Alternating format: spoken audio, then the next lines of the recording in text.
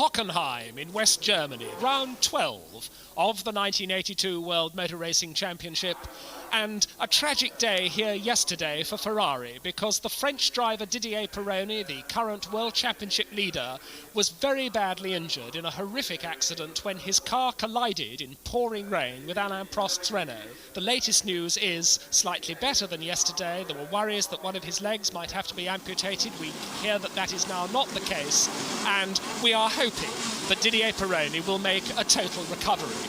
There's another man missing from the grid, this man, Niki Lauda, because on Friday he spun into the catch fences. He wasn't hurt, except one of his wrists was badly wrenched, and Niki Lauda has decided that he's not going to start, so it's Prost and Arnoux, then it's Piquet in the Turbo Brabham, row 3, Tambay in the sole Ferrari, and Riccardo Patrese in the other Turbo Brabham.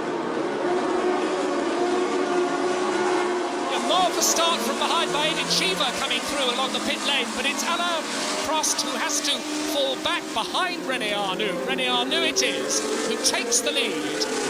The Brabham is third of Nelson Piquet. Michele Alboreto has made a good start because he's in fourth place. As for the first of 45 laps, they go away up to the first chicane at 175 miles an hour now through the right-hand curve up towards the chicane, here into the chicane, and Piquet goes through to second. Piquet is second. It's Renault, Brabham, Renault, Arnoux, Piquet, Prost, then it's Tambay, then it's De Cesaris, Alboreto, and there's Eddie Cheever right up there after that wonderful start that he made.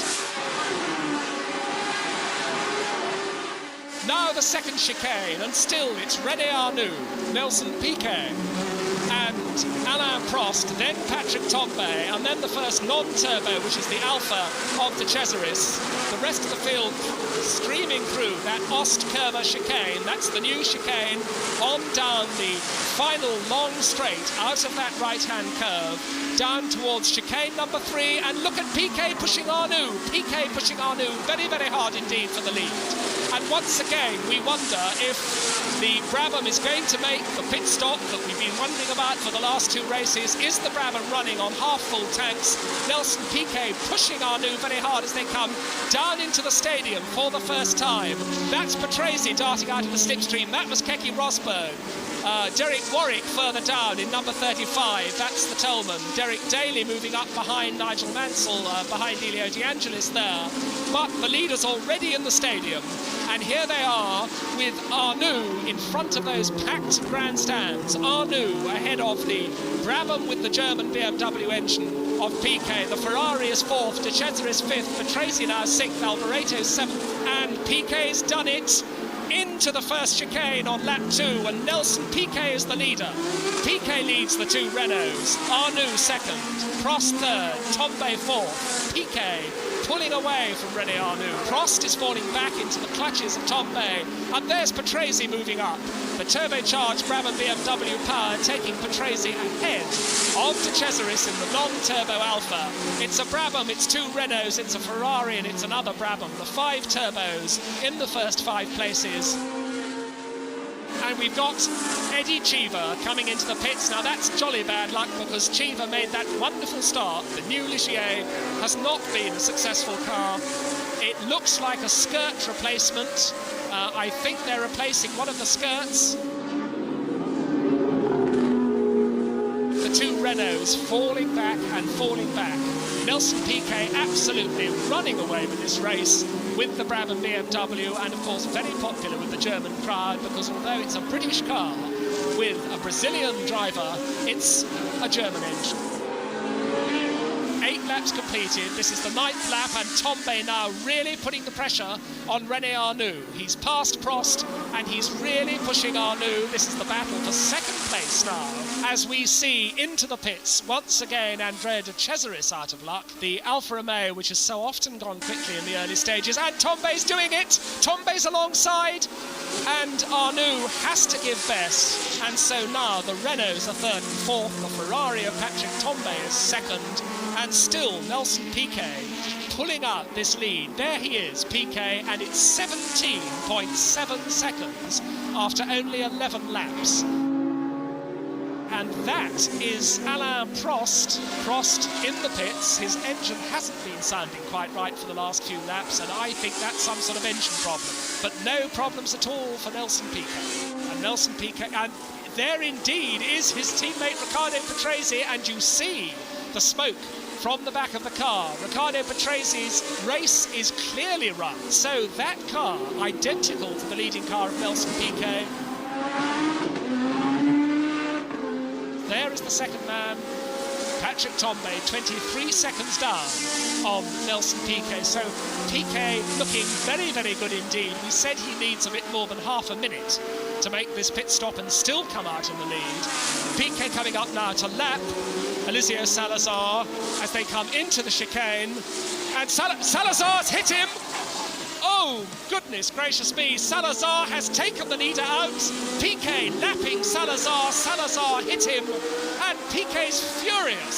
Salazar out of the car on the right of the picture walking away. And Piquet's very angry indeed. Well, not a pretty scene, but a very, very angry world champion. There's Bernie Eccleston.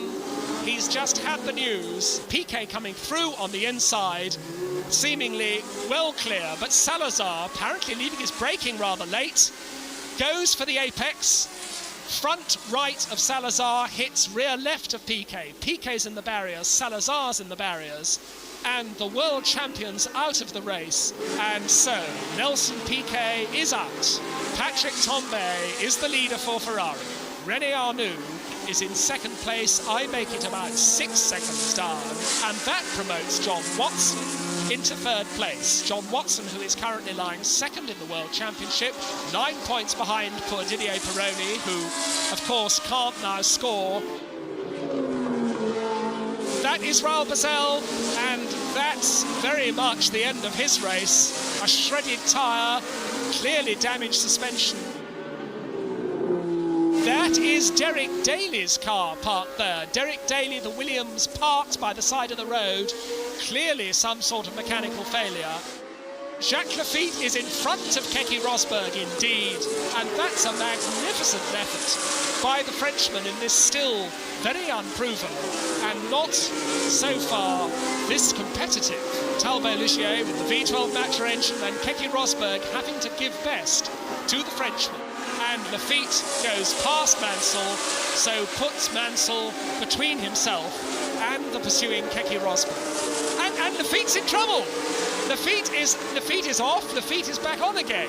That, I think, was just a mistake by Lafitte. He's just lapped Mansell, and that's John Watson.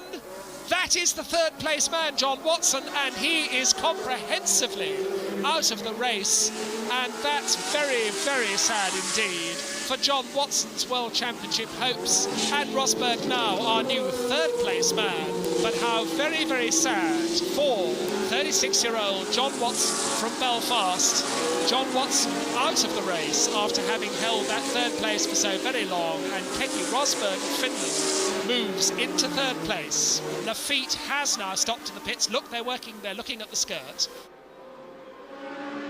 Tambay doing something to restore Ferrari's shattered confidence, doing everything that could be expected of him. And Tambay, the Frenchman who dropped out of Formula One racing altogether at the beginning of the year, unhappy with the politics, went off to pursue his racing career in America.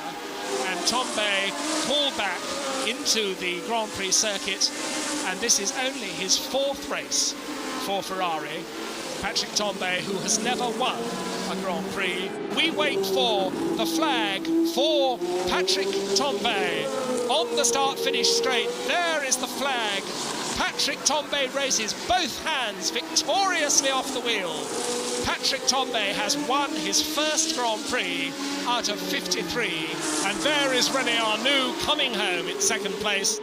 And a race which, perhaps lacking in excitement from time to time, was nevertheless a race full of interest and surprise. It wasn't the turbo walkover that we were all expecting, but it was a wonderful day for this man, Patrick Tambay. Spirits flagging in Italy in the Ferrari factory with yesterday's sad news of Pironi must have been very much restored. And now just a week of respite before we look ahead to the Austrian